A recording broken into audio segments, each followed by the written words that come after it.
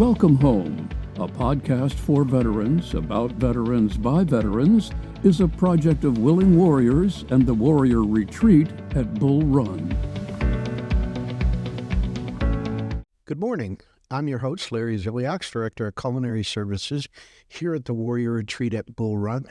And this week we are joined by Army Major Amanda Feindt. She is here to talk about her story being stationed in Hawaii, and her family were part of the Red Hill fuel storage leak incident. I like to call it a catastrophe.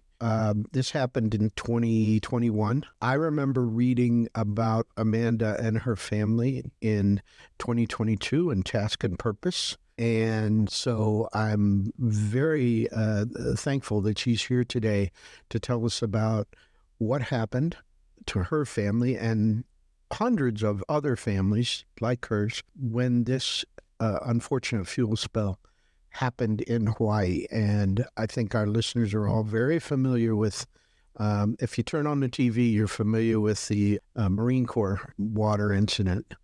But this is something that unfortunately just hasn't got as much publicity as that. And we're here to fix that. So Major, welcome to the podcast. Thank you so much, Larry, for having me. And I feel very blessed to be here.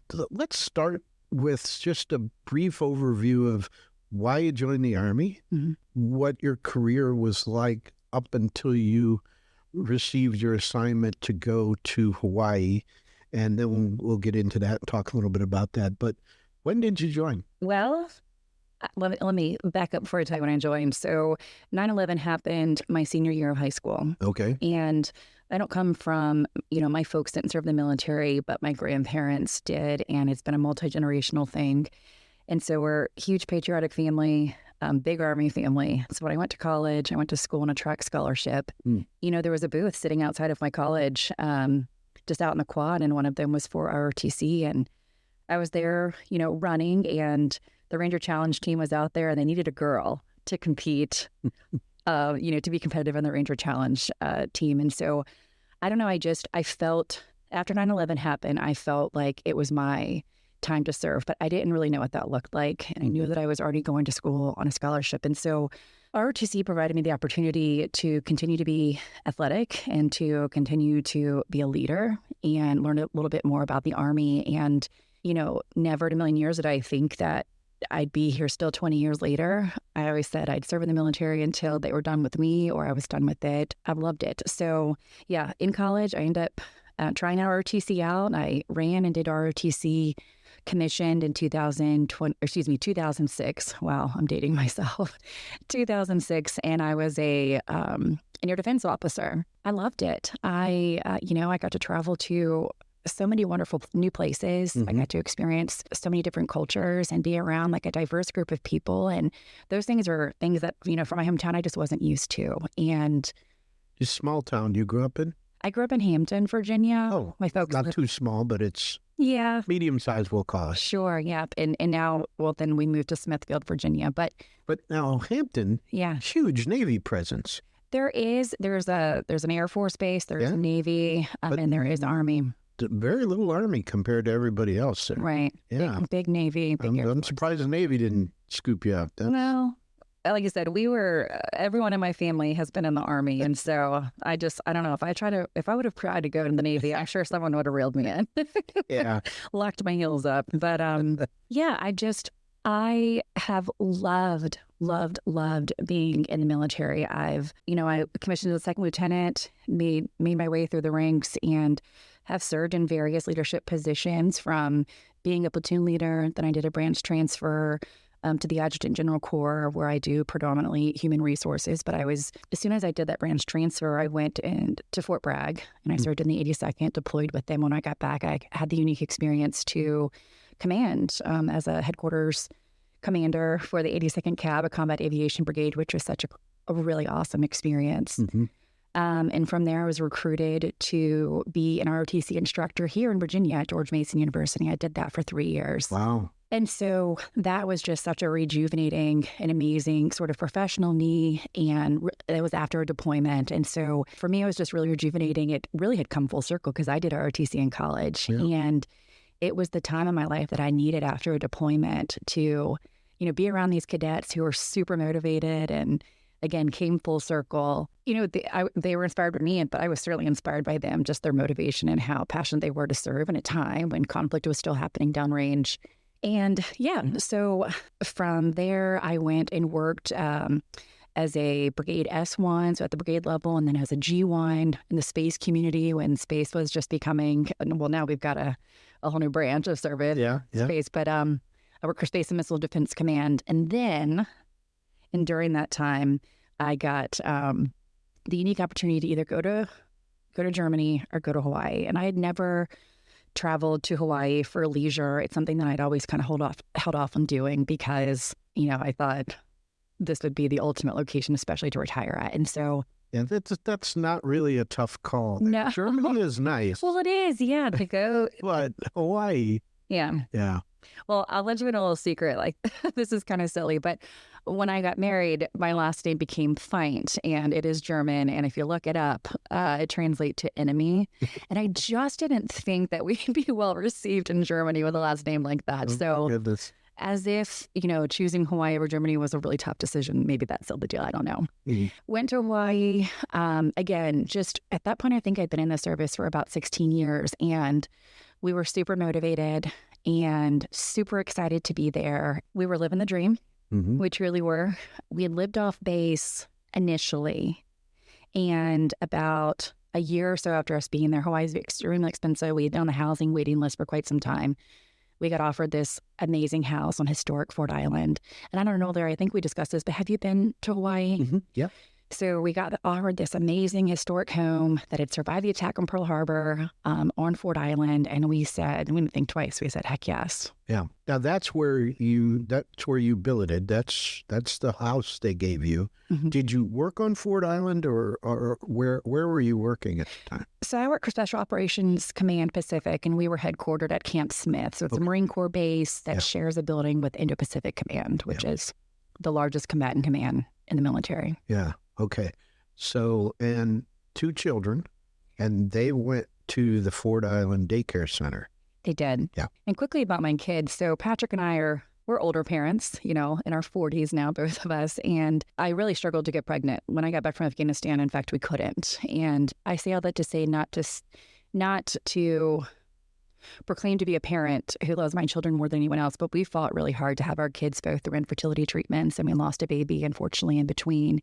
And so we fought really hard to have kids, and we brought 2 perfect, wonderful, healthy children to Hawaii by the grace of God. And, I've often wondered if my deployment, my toxic exposure downrange is much like many women who go downrange and they struggle to get pregnant. Infertility is obviously a big issue among women in the military. And so I've often wondered if my deployment had anything to do with my infertility, because both my husband and I, we both had unexplained infertility. Mm-hmm. To sort of get past that moment and that chapter in her life and to bring healthy kids to Hawaii in paradise and, fulfill our dream of raising our kids by the ocean, which is, Patrick and I both did that growing up. We felt really blessed. And I'm sorry for getting emotional, but to be there and to have them, when you live on base and when you have your children at an on-base daycare facility, there's almost like an extra sense of security, if you will. There's an extra layer of that where you feel like not only physically they're protected, right, being on a secure base, but also you're surrounded by... your tribe. Exactly. Your people, your family, those who become your family when your, actual family can't be there for you. And especially in Hawaii when you're so far away from everyone. Mm-hmm.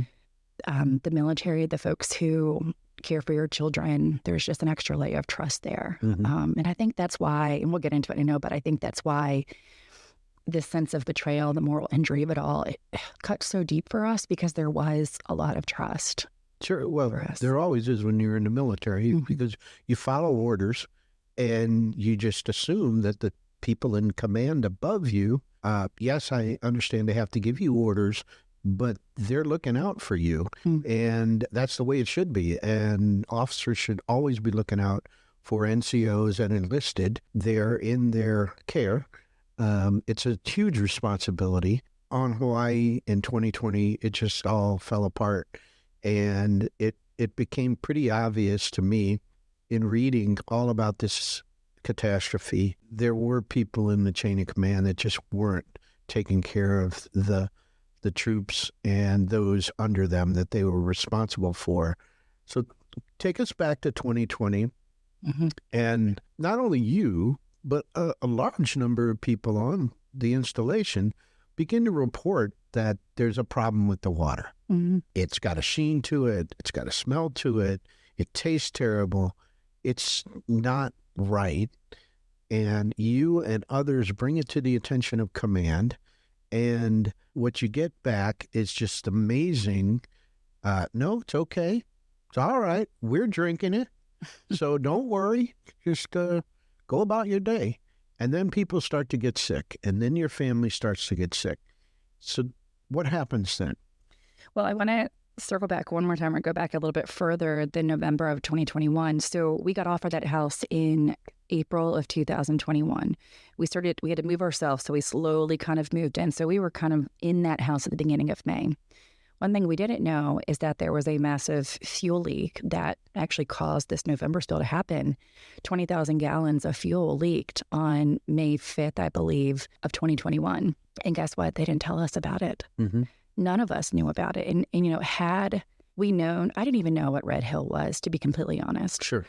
Typically when you travel to other countries, you get a country brief, you know sort of what you're walking in about the lay of the land and the people and the assets that we have there and all that. I had no idea what Red Hill was before I came to Hawaii, much less before I moved into on-base housing that was on the Navy's drinking water system that had been compromised. If you go back and look at the history, had been compromised by this asset before for decades. Mm-hmm. I had no idea. So I would have never made the conscious decision to move my family to this home had I known. But there was a spill. There's no reason for you to know or anybody. It's not part of your job. Right. And it's got to be one of the least interesting parts of the installation. Right. So, yes, I can completely understand why people would just not be at all informed about it or care about it one bit. The other thing that I think is important for people to understand is the age of the system. Mm-hmm. This is an installation that's been around since World War II. And this is an ongoing problem that had you been aware of, you wouldn't have moved on base. It would have been better to spend the extra money and stay off base where everything was safe. Absolutely. Yeah. So the spill happened in May. We had no idea. But, I told you before, we had been living in Hawaii for about a year. In the middle of COVID, and never had COVID. We were a perfectly healthy family for that first year. After May, you could go back and, don't take my word for it, you could go back and look at my medical records. We just became really sick. My son, at the time when we moved in, he was 13 months old. He took his first steps in that home in May. He was a perfectly healthy child. He started developing a cough almost immediately. We were, just getting sick all the time. We should buy stock and COVID test, like how many we took. We never had COVID. Mm-hmm. And, just fatigue, anxiety started to set in, couldn't sleep, stomach issues. I didn't even know what vestibular dysfunction were, but we were having like vertigo, headaches, particularly with my husband, a lot of GI issues if I didn't say that. Skin issues, we were living on base. My kids were going to school or daycare on base, and I was, working on the base. And during my lunch breaks, I would go, and I was, a swimmer and I ran track. But I would spend my lunch break swimming at the Camp Smith outdoor pool, and I was starting to have skin issues. Again, we just never put two and two together. My son started almost immediately developing this rash. This is all before the massive November spill that made us all super sick. There was no denying it. But right. This is all after we moved into the house, and after that May spill is when we started getting sick. My son started developing this rash that was from his waist down. Now, saying this out loud to you now, after everything we've lived with, I live with a lot of mom guilt about this. But again, like you had said, why would you think about it, right? Sure. So we kept taking him to his pediatrician, and we'd get all these topical things for his rashes. We were treated for everything from diaper rash to eczema. None of us had ever had eczema before. We're living in Hawaii. It's not like it's a dry climate or anything. But, we tried everything, and we were diligent about getting our kids to the doctor. So when things weren't working, I kind of took things in my own hands as a mother, and I said, my son is just he's really struggling. And I went and I bought him some Aveeno baby bath soak, and I just kept soaking him in the water. And, you've met my son, he's just as sweet as he can be. And I realized now that I was making it worse. Though, it wasn't eczema. My son was being burned by the water. And the reason I know that is because the rash didn't cover his whole body. Right, only So- when he was sitting in it. Yeah, and you're not at his age. He's not taking a shower yet. I'm submerging him in the bathtub. He's just learning to walk. And so, anyways, fast forward, we were getting sick all through the summer. November happened. And in theory, is that a slow leak is developing that turned into a gusher It when did. everybody got really sick? That is the belief that they, tried to clean up the spill in May, and that they didn't get to all of it, and some of it compromised the drinking water system then. And then the November spill, what happened specifically with that is that there was a cart that actually hit a sinking pipe. It was an AFFF, a firefighting, system that a cart hit underground, and that pipe was hanging, and it was not supposed to be anything in there. And turns out it was all of that fuel that they couldn't account for and water that they ended up hit in it. And all of that leaked for over 30 hours before they were able to get a hold of it. And that spill happened on November 20th. My folks who were also here at the retreat with us, they came to visit. They're from Virginia. They came to visit. And immediately, my daughter's birthday is on the 26th. I remember 26th of November. And I remember, they were there trying to celebrate my daughter's birthday too. And my mom was just deathly ill. Like, she couldn't stay out the toilet. She coming out both ends, I think my mom lost about 12 pounds because she was so sick. My dad got sick. Thousands of people in that drinking water system were cooking their Thanksgiving meal, in contaminated water. Thousands of people over the course of that next, 2 or 3 weeks ended up at Tripler Army Medical Center, the main hospital there, just as sick as could be. And it didn't spare anyone on the drinking water system. So there are several main bases there. There is, the big joint base, which is Pearl Harbor Hickam, which is an Air Force and Navy base. But like I said, I was at Camp Smith, Army girl, living on a Navy base, working on a Marine Corps base. So the Marine Corps base was impacted. There were several bases that were impacted. But there were over, I think it's like 25 or so housing neighborhoods, both on and off base, that were part of the Navy's drinking water system. And so the way gravity and the system sort of flowed, certain neighborhoods were impacted first. Right. We were on the west side of that system, so we actually didn't end up in the hospital until December 11th. Patrick and Trip did. And then my daughter, Palmer, and I ended up on December 13th. And then, we were so sick. And then on the 13th, we ended up evacuated from our home for 3 months. Our house was, we couldn't live in it. We were shuffled between 7 different hotels. Our lives have never been the same since. At this point, it's been over 2 years or so, and we have gone to over 500 medical appointments. The kids have been put under 9 times for upper and lower GI scopes, permanent respiratory issues. So bronchioscope, bronchial lavage. My husband's had 3 GI surgeries. My career, I never thought I'd end my career this way, but it's ending, in a med board. I'm in the med board process now, and I'm still on active duty, but I have been taken out of my day job and I've been put in the soldier recovery unit, which used to be the old Wounded Warrior Battalion. I am, my job status, what's on my record right now, my job title is patient. Yeah. And so that is my job, is to seek medical care. And when we're talking about fuel, are we talking about JP4? JP5. JP5, okay. So Navy fuel for ships. Correct. Yep. I think that's important to note. So this was a Navy asset. Yeah. And with Camp Lejeune, it was JP8. And they had, the issue with the laundromat, but they also had fuel that was discovered years later. And you did mention Camp Lejeune at the start of this podcast. And, Camp Lejeune was happening when I was a small child. And, to my own ignorance, I was not familiar with Camp Lejeune until our water crisis happened. And it's interesting timing, right? This is one of those history has repeated itself situations. I've been a very outspoken advocate, obviously, about this water crisis. And because of that, I have been introduced and folks have reached out to me from other water crises. The USS Nimitz had an issue. The USS Boxer, before us, had an issue with fuel leaking into their water system, and certainly Camp Lejeune.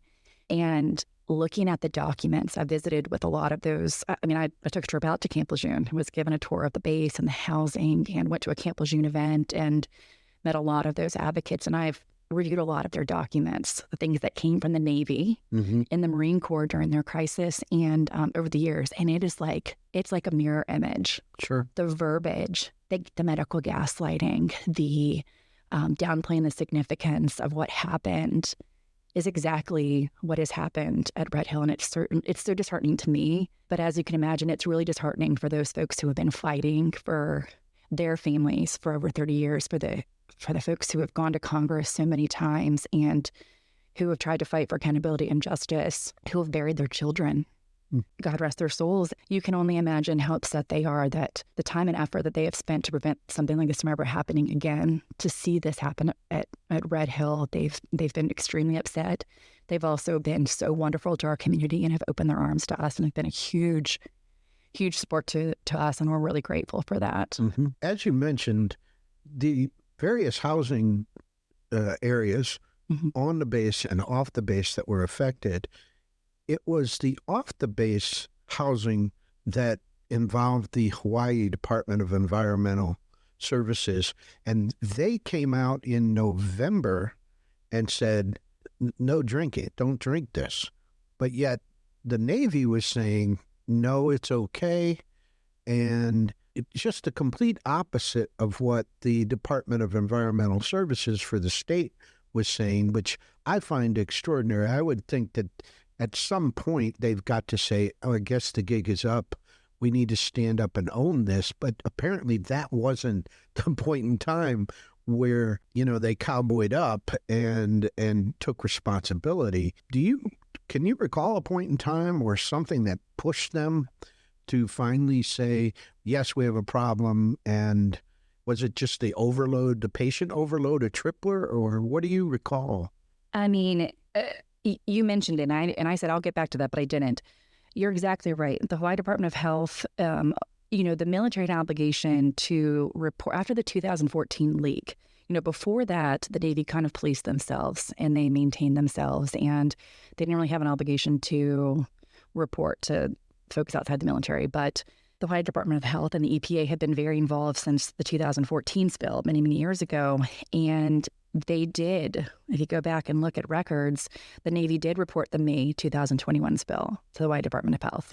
The Navy did report the November 2021 spill to the Department of Health.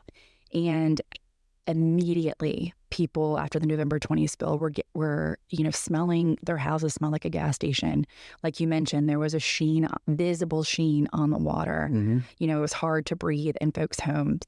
Not only were the Navy getting these calls, the Hawaii Department of Health was getting these calls. Sure. And I think it's important to mention that there are civilians who live in these houses. So the folks who were impacted were predominantly military families. Mm-hmm. But what happened is, the military came in by force decades ago and secured a lot of the land. And over the years, they've given some of that land back. However, the utilities have still been supplied by the Navy. So there's one in particular out at Iroquois Point, Capilina Beach Homes. Still, there are some military families that live there, but that piece of property, if you will, has been given back to the people of Hawaii, and it is managed by, civilians. However, they still get their drinking water from the Navy. And, they were never notified at the beginning. They had no idea. I had no idea that we were in the Navy drinking water system. Mm-hmm. The emails that we were getting from the base were saying, Joint Base Pearl Harbor Hickam, and like a few other neighborhoods. Ford Island was not mentioned. Camp Smith at the time wasn't mentioned. That list continued to grow from the Navy, but the initial comments from them or the initial warning never said, hey, these are all the housing neighborhood. These are all the neighborhoods that are on the drinking water system, and you should be vigilant with your water because this fuel has impacted the sole clean water aquifer, and you all are on this drinking water system. So be on alert, be vigilant. We were never given that opportunity. And then even after it happened and folks from certain neighborhoods started to report, the Navy still didn't say that. Mm-hmm. And you mentioned the Hawaii Department of Health did issue a warning for all drinking water system users, but not everyone knew where their water was coming from. Because if you're living off base, you don't think. No, if you're out in Capilina living in a civilian, you're living amongst civilians and you have a civilian landlord, like you don't think twice about that. Yes, it used to be old Navy housing, but that's just not something you think of. So the point I'm trying to make with this long answer that I'm giving you is that the Hawaii Department of Health did issue an advisory. But you know who didn't tell us about that is the Navy. Mm-hmm. Everything that the Navy was saying was being pushed through email. They were having these town halls, and everything was, my staff and I are still drinking the water. The water's safe. But they never said, and oh, by the way, the Hawaii Department of Health has issued an advisory for all drinking water system users, and your neighborhood is on that drinking water system. So we just had no idea. Mm-hmm.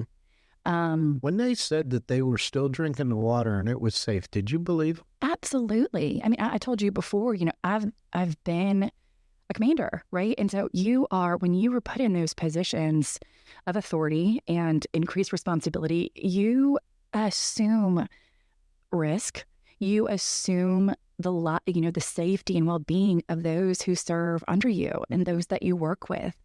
And I know the responsibility that comes with that because I've been in that position, and I have always trusted those that have been in those leadership positions, right? To have the integrity and the moral character and just who take that position seriously. And I've never been in a situation before where that trust has been compromised. Mm-hmm. And so, yeah, when I'm being told we're still drinking it, I am just like, we're still drinking it. I'm still going to work. And, there are folks who are getting sick and I'm like, man, that is terrible. How can we support them? But, on the other side, thank God that's not my family. And turns out we could have been more vigilant. We probably should have moved out a lot sooner.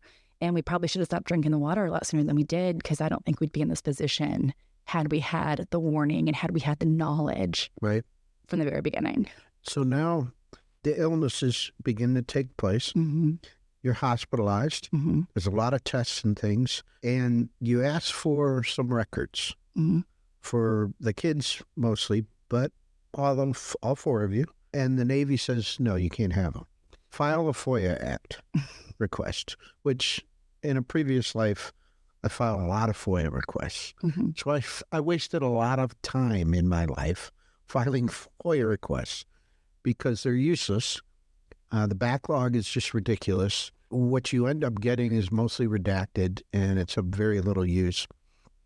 And then to signal to you that don't even bother to file a FOIA request because there's no way you're getting the records, because we're going to claim that this is a national security issue, which means a FOIA is useless. The only way you got a half a chance is you're going to have to pay a lawyer to sue us. And what did you think when you heard that?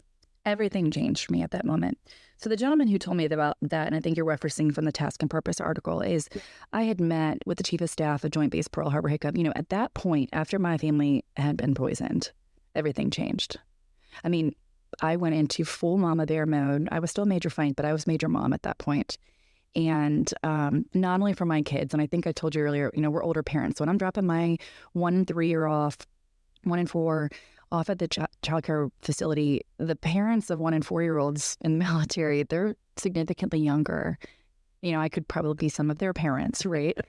And I thought to myself, I've been a junior soldier and I didn't have a voice then. I didn't know my rights, or I didn't know my resources. And I felt a huge responsibility to not only speak up for my kids and get some answers, but, my kids were going to the largest daycare facility on that drinking water system, 250 plus kids and all of the staff. And the daycare provider, the senior one in charge, the director, had no answers for us. None. And so I went knocking, utilizing, the open door policy, and sat in a room with people who far outrank me. And I just said, hey, I'd love, to be able to have a candid conversation with you as Mandy Feindt. And a lot of times I brought my husband with me because, And he's a civilian. My husband is a civilian. Yeah. So you may be able to tell me to stand down, but when we're talking about our kids, it's not likely that I will stand down. However, if we come to that position, here's my civilian husband, and he will not stand down for you, especially for our children. And so there were a lot of uncomfortable positions that we were put in. And I'm grateful that those senior leaders did meet with us off the bat. But I had met with the Chief of Staff and some other individuals, very senior folks in the NWR and daycare facilities. And I said, our kids are not getting clean water, and these parents don't have a clue what's going on. And we're talking about innocent children and civilians. We're not talking about grain suitors.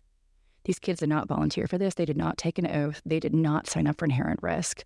We owe it to these daycare providers and these children to give them access to clean water. Not only that, but when I was in the hospital with my children after we had been exposed, I remember an ER physician saying, well, Major Feindt, that bottle that I had for my son was a personal, this is another thing, like I feel like I'm Aaron Brockovich my way through a water crisis. I didn't know about, certain plastics and what holds on to contamination. I mean, I had no idea, but we told them, hey, we've stopped drinking the water on this date. Well, he said, Major Feindt, what about that baby bottle that you have for your son Trip? Like, is that a new bottle? I said, no, we've washed it, and it just light bulb. He said, clean, water in a previously contaminated, or a cup that you've washed with contaminated water for Lord knows how long, doesn't equal clean water anymore. And so I fought with that chief of staff and with senior directors with the daycare facilities to get all daycare CDCs replenished. Like, we need to replace all person-use plastics because my 13-month-old does not have the vocabulary to say, hey, Miss Sam, that teething toy that I'm putting in my mouth, or these cups that you're using, or the things that you're using to cook their meals, it tastes like jet fuel. The kids just don't know that. And the teachers there's not enough of them. They don't get paid enough to be sniffing toys and tasting them to see if they taste like fuel. So it's a drop in the bucket at this point to be able to replace these things. So going back to the FOIA stuff, on a Friday, December 10th, I believe it was, I demanded to speak with these senior level folks. We talked about the daycare, replacing all of that. Another thing we said is, I want my home tested. I want the test results from my home, and I want the test results from the Fort Island CDC. Oh, it was too easy. Made a bunch of promises when I'm sitting there in front of their faces. This is going to happen. We're going to make sure it happens. Before I go to bed, it's going to happen. Over the weekend, we end up in the hospital, my husband and my son. And then on that Monday, the 13th, I personally ended up, and so did my daughter. And I called the same gentleman who made all those promises to me. And I said, I want the test results from my home. I know that they were at my house on the 10th. And I want the test results from the CDC. The director has told me on the days that y'all's been out to test, I want them. And he and the deputy commander, Colonel Staples, he was an Air Force officer, Michael Staples, said, Major Feindt, you can file a FOIA request for those test results just like anyone else can. And everything changed for me. I felt like that was a very... That's when the stone wall went up. Yeah. And that's when I knew I was part of a massive cover-up. That's when the institutional betrayal set in. That is when my entire views of the military and the years that I had served and, risking my life for the country and all of that, just like that, everything changed. Yeah. You can file a FOIA request for the water test results in your own home and for the daycare facility where your children are, 10 hours a day while you're working. File a FOIA request, I wouldn't get the results from those for years.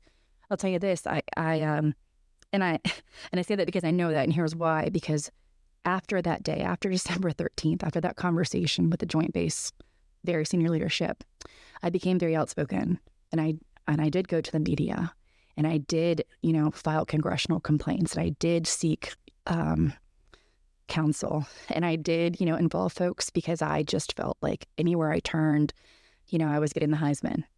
No one wanted to talk to me anymore, and I received a lot of retaliation.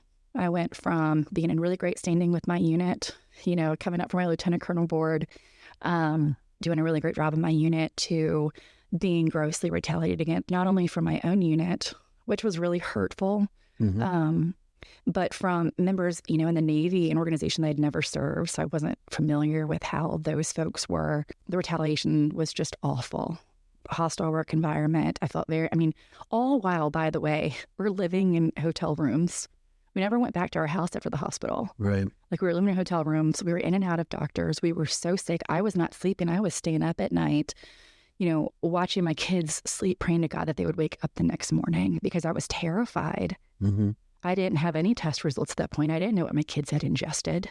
Well, the answer for the test results is very simple. They were bad. If they were good, they would have handed them over in a second. Right. But the minute they say, file FOIA or national security or whatever, they're really bad because they don't want to give them up. No. And that's pretty much what I was outspoken about, is that, an error happened, a human error, something happened.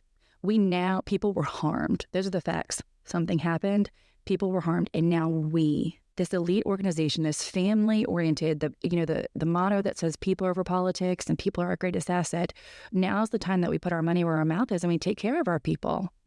That didn't happen. And further, if you had the intestinal fortitude to speak out and demand answers, not only for your family, but your brothers and sisters in arms, you were then retaliated against. And I wasn't the only one. I ended up having to file for Department of Defense whistleblower protection. I filed that complaint in February of 2022. And as I sit here across from you, Larry, today, over 2 years later, my complaint has still not been adjudicated. I have been passed over promotion to lieutenant colonel twice. I have, had my security clearance threatened, my TSSCI threatened.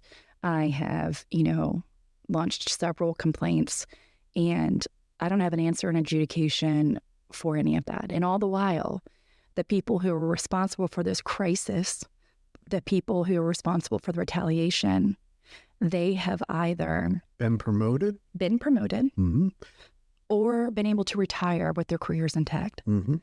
No less, retire with awards for how they handled. I mean, I'm sure you read that in the Task and Purpose article. The base commander, Captain Spitzer, the guy that told everyone, hey, the water's safe, we're all still drinking it. That guy left with, I think, a Legion of Merit, bullets in there about how he handled the water crisis and was able to retire with his career intact. Admiral Paparo, who was the Pacific Fleet commander, right? Senior Navy guy on island. He's the one that did the interview with Nora Roberts. I think that's her name, right? Nora. Anyways, about the state of the Navy just recently on 60 Minutes. And that's him. He was nominated by Secretary Austin this year for the Chief of Naval Operations, the most senior Navy position. Now, that was not in, I can't believe it, but President Biden did not accept that. And so he picked the first, female at CNO.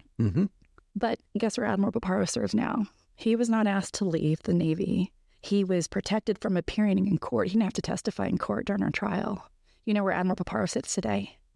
He's the commander of Indo-Pacific Command. Again, the largest combatant command in the military. Right. Yeah. Well, it's been just, here I am over 2 years later, just waiting to see, does the military agree I was retaliated against? Can we talk about those promotions? The fact that I left on a compassionate reassignment without, for the first time in my entire career without a PCS award. No fault of my own why I left the unit. My family was extremely ill. No award, no farewell, and no goodbye. What recourse does your husband have as a civilian? So, we went to court. Yeah. The way that whole thing worked out which was another whole, just stressful thing. We'd obviously never been at that point, been involved with the court system, certainly never a lawsuit. But the reason I've gone to Congress so many times is that there is nothing in the law. There's not a piece of legislation that says you were poisoned by the government, you were poisoned by the military on American soil, and we've got you. We've got you covered. We've got your medical. We've got your medical testing. We've got your medical monitoring. We're going to take care of you. There's nothing. Now, for me, I can go through the VA process and but look how long that took. Camp Lejeune, it took them over 30 years. And what's wild is the PACT Act was signed right around the time that Red Hill happened. And that just gives the folks of Camp Lejeune an opportunity to file suit. That doesn't mean that, Lord knows when they'll see a dime from that. They've not even gotten their day in court. Right.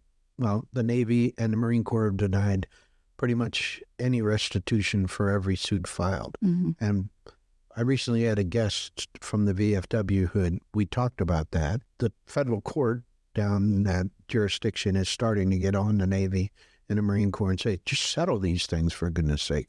You're wasting the court's time with fighting every one of them. And hopefully there'll be some movement on that. Where do things on the island stand now? Well, we fought really hard. We made a lot of noise. Something interesting that happened that was pretty historic is that, the people of Hawaii, especially Native Hawaiians, there is some animosity, right, with the military. They're not very receptive of military folks. Now, for the economy, there is a benefit, right? We provide a lot to the island when it comes to that. But as far as us being there, taking over their land, not well received. Very respectful of that. But for the first time in probably history, the people of Hawaii and military families locked arms, stood in solidarity, and said no more. You don't poison your own people and not take care of them. Mm-hmm. The people who were giving us clean water and still to this day, do you think it's the military? No, it is the people of Hawaii. It is, nonprofit organizations, the people of Hawaii who are taking care of military families, which is unheard of. And likewise, we are saying, no more. Water is Hawaii's most precious resource. You have poisoned the sole clean water aquifer, not just for the Navy drinking water system, but for the entire island of Oahu. Mm-hmm. And so there were many of congressional trips. There were many of meetings with congressional leaders. There were many rallies. There were many protests. There were, just a lot of noise. And Secretary Alston made the decision in the spring of 2022 to say, from once and for all, we are going to shut down Red Hill. And today, Red Hill is in the process of being shut down. So the tanks have been drained, and phase one of that has happened. That concluded in the fall of, I think it just ended in January. So it started in the fall, just ended in January. Now we're in phase two, which is when they're venting the tanks to get out, the sludge and the most toxic part that has kind of lived in there for decades. Yep. It'll be interesting to see what they do with that, where that will go.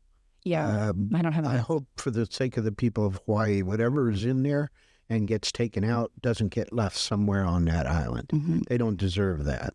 My guess is it'll probably end up in a hole in New Mexico somewhere. But, well, at least there's some movement to rectify things and between all the pressure that you and the families have brought to force the military into action, and the congressional. Well, and the lawsuit. Yeah, lawsuit. It's been, it's not a Major Feindt thing. It has been a collective effort from military families, military, active duty and spouses, and the people of Hawaii, and, the Oahu Water Protectors and the Sierra Club, and people who have been fighting this. Board of Water Supply there in Honolulu, who have been fighting this for decades, and we just built some momentum, and we all stood together in solidarity, and that was the monumental thing. And then there was the congressional stuff, and then I guess the last layer would be, the lawsuit. I mean, there are several lawyers who have taken this on. Our legal team, Just About Law, has taken on over 7,500 clients who have filed suit. There are many of us who, for years, who have tried to file suit, and because of the Ferris Doctrine have not been able to, but there are a group of active duty service members who have filed suit for Red Hill as well. The first lawsuit is in the Feindt name, is in my husband and my children's name. We were part of that case. We went to trial in May.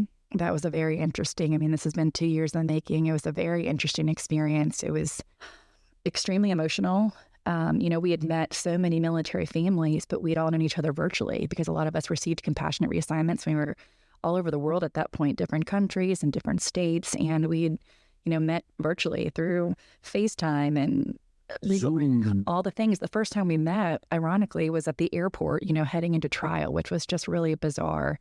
But we've become this family. Right? We've gotten through this crisis together because we've all experienced a lot of the same symptoms and the same heartache and the same retaliation. And, that and the solidarity with the people of Hawaii have been the two good things that have come out of this, I think.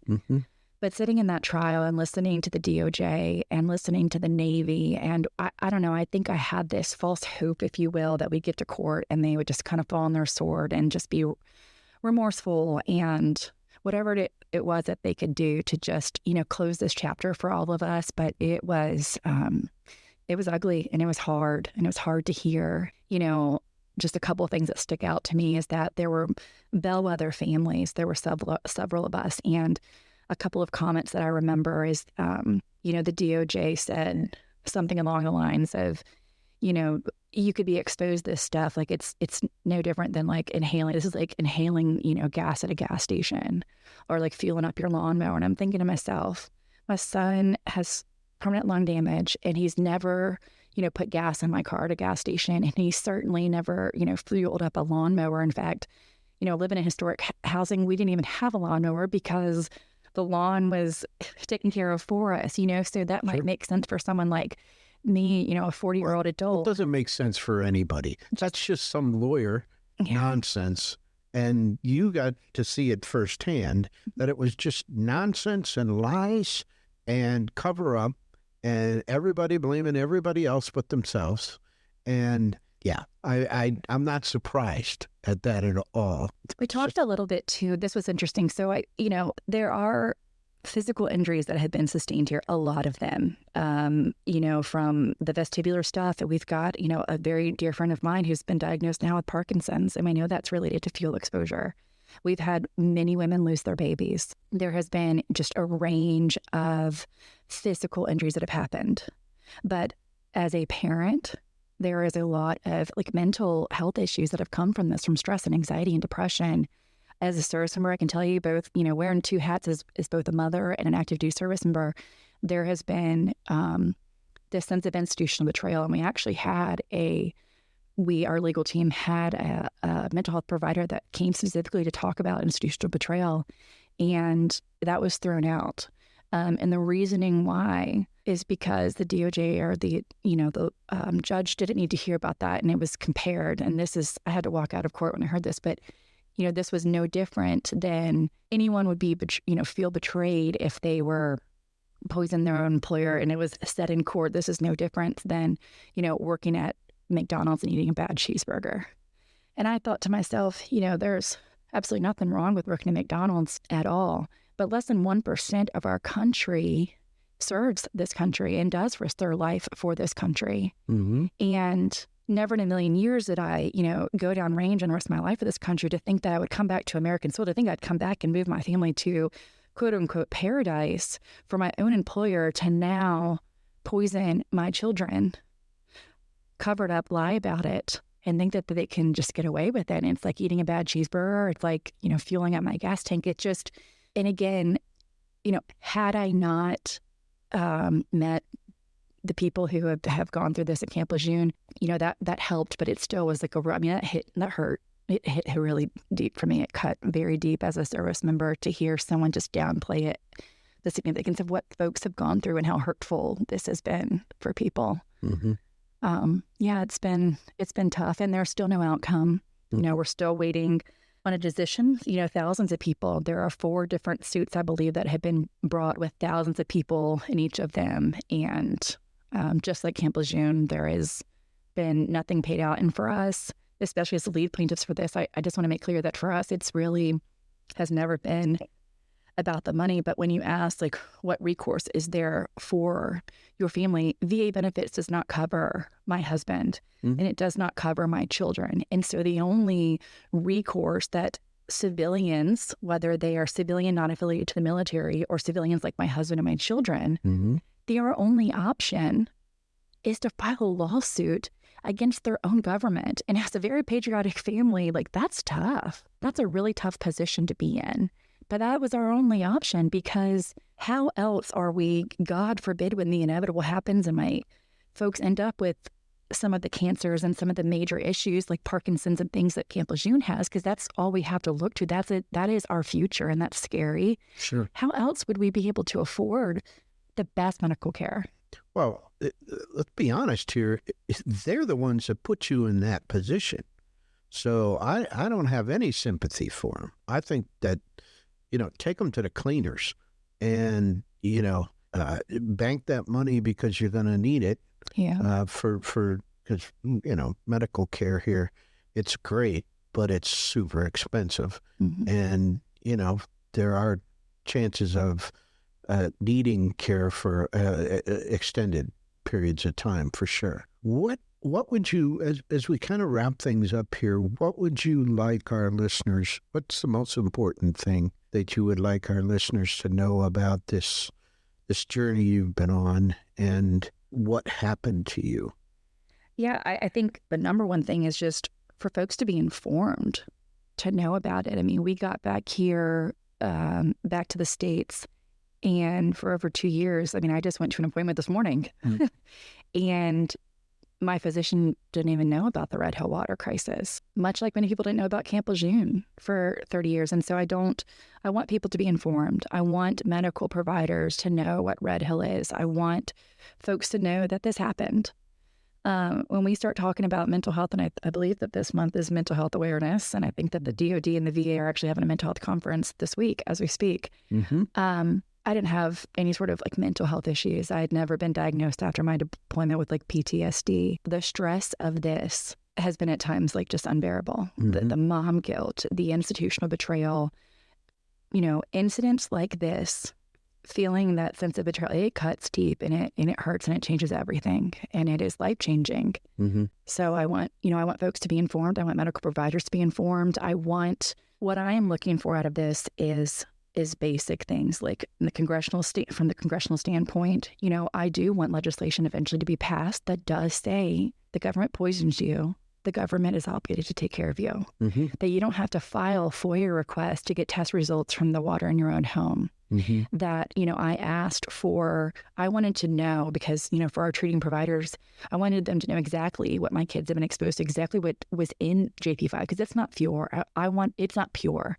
I wanted to know the additives and the constituents and what made up JP5. And so I got a list, but there were several things that said trade secret that I probably will never know what that additive or constituent was. And I deserve as a parent to know what my kids have ingested, and so do their treating providers. They deserve to know that. And so we have a long way to go. But the biggest thing, and the reason I'm so grateful for you and any media outlet that has, allowed me to use their platform to share our story, is just awareness. Congressionally, we're trying to do many things. That's one of them. Another thing that we've been trying to push is something as simple as, this might knock you out of your chair, is, I've gone to Congress and asked many times, people laugh in my face, but, I asked for hazardous duty pay for the folks who were exposed to this water, who worked in this environment, who are part of the cleanup of Red Hill. It's a very dangerous task. It's a very toxic task. And we can't even get those soldiers, sailors, airmen, Marines, like, hazardous duty pay, which is $150 a month. I'm going off on a tangent here, but I am a personnelist, and pay is, part of, my area of expertise in my lane. And I've said, why aren't we paying these people hazardous duty pay?